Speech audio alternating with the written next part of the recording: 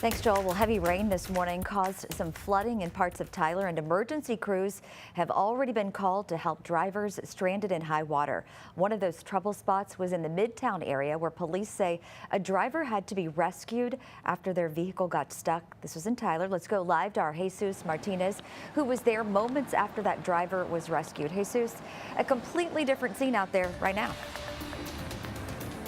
Yeah, Dana, well, first off, let me tell you that driver is safe, thankfully, after this morning's rain. Now, we're at the bottom of a ditch right now. We're at the bottom of a hill on these street intersections. We're at Douglas and Front Street. Noble Street might also ring a bell to those who know this area well. We're right next to the Northeast Texas Cancer Research Institute. And like I mentioned, we're at the bottom of the hill. Just up that hill, there's a sign that says, that cautions drivers that they should be mindful of flooding in this area. And as I look around, there's almost little to no drainage in this area, which is probably what prompted all that flash flooding. Now, in the 10 minutes, crews were here.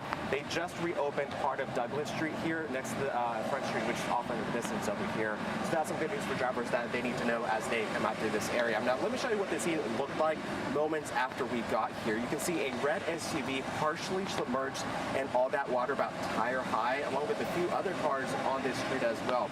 The driver called 911 for that water rescue, and once police got here, they shut down parts of the road that have since reopened, so no one else would get stranded at the time. Now, this is right next to your creek. You can see all that rushing water right next to us. On the other side of that creek, more water or more cars were stuck in all that flooded water. A big mess out here, but as I mentioned, a completely different scene.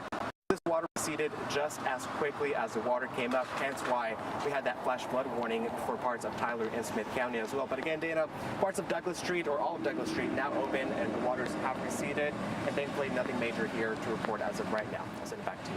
At least some good news there. Thanks, Jesus.